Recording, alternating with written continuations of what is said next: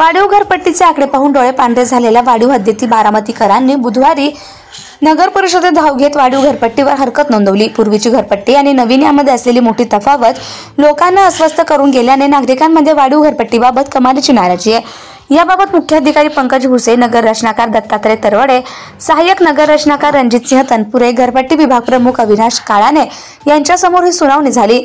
रक्कम 2300 रुपये होती, ती आता थेट 13764 रुपये इतकी आकारण्याचा निर्णय घेत तशा नोटीस पाठवल्याने संबंधितांचे धाबे दणाणलेत। ही वाढ अन्यायकारक असून अनेकांनी उत्पन्न कमी आणि घरपट्टी अधिक अशी स्थिती निर्माण झाल्याची तक्रार केली आहे। वार्षिक उत्पन्नावर तब्बल 45% घरपट्टी आकारली जात असल्याचं काहींनी सांगितलं। बारामती नगर परिषदेच्या आवारात वाढीव घरपट्टीवर ज्यांचे आक्षेप होते त्यांचे म्हणणे ऐकून घेत प्रशासनाने सुनावणी घेतली।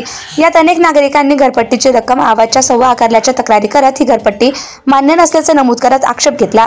सदनिका, गाळा, सभागृह किंवा इमारत विकत घेऊन ती भाडेतत्वावर दिल्यास मालकाला जबर घरपट्टी बसणार असल्याचं आता स्पष्ट झालंय।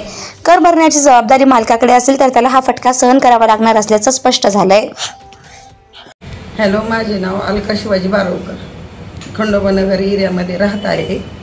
तरी आपल्या स्वतःच्या मालकीचं घर असूनही भाड्याच्या घरात राहिल्यापेक्षा ते राहिलेलं बरं भाड्याच्या घरात। कारण का तर लाईट बिल, पाणीपट्टी आणि घरपट्टी ह्यामध्ये जर गोरगरीब मरत असतील तर घर बांधले म्हणजे काय आपण काय सोखाष्टानेच बांधलेले आहेत, आपल्याला काय त्याच्यात कुणाचा मोबदला मिळालेला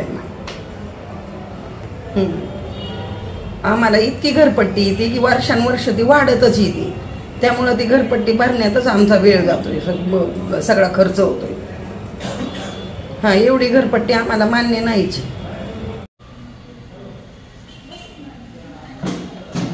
नमस्कार, मी रमेश जरा बारामती नगरपालिकेमध्ये जोशी भागात होतो। सध्या मी रिटायर आहे। यावर्षी जर नगरपालिकेचे आता जे कर प्रणाली निर्माण झाली, त्यांनी जे भाडेतत्वावरती जे घरं दिले त्यांच्यावरची जो कर आकारला गेला त्याच्याविषयी माहिती की मी रिटायर झाल्यानंतर माझं घर आहे, मी सध्या नवीन घरात राहतो, गावाला राहतो। सध्या माझं घर बंद आहे, तरी त्या घरावरती घर हे भाड्याने दाखवल्यानंतर त्याच्यावरती 27% कर लागवला त्या वार्षिक भाड्यावरती। माझं म्हणणं असं आहे की जर हे नगरपालिका 27% माझ्या घरावरती जर भाड्यात 27% कर लावत असेल तर माझे जे घराचे हप्ते आहेत त्याचं इंटरेस्ट जे आहे त्याचा हप्ता त्याच्यासाठी जर हे जर 27% जसं लावतात तसं 10% जर नगरपालिकेने माझ्या हप्त्यात जर त्यांनी हे केलं, जसं हे सुखात आपण सहभागी करतो आता हे 27% त्यांना म्हणजे त्यांना सुख झालं, तसंच 10% जर त्यांनी माझ्या घरात जर घरभाडं हे देण्यासाठी जर हप्ते भरण्यासाठी जर त्यांनी त्यात मदत करावी।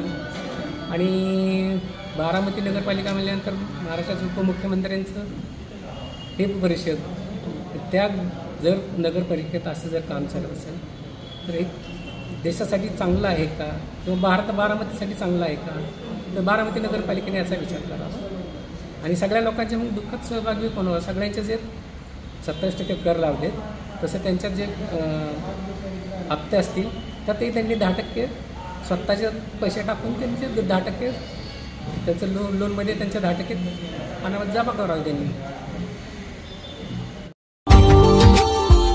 Subscribe now and press the bell icon. Never miss an update.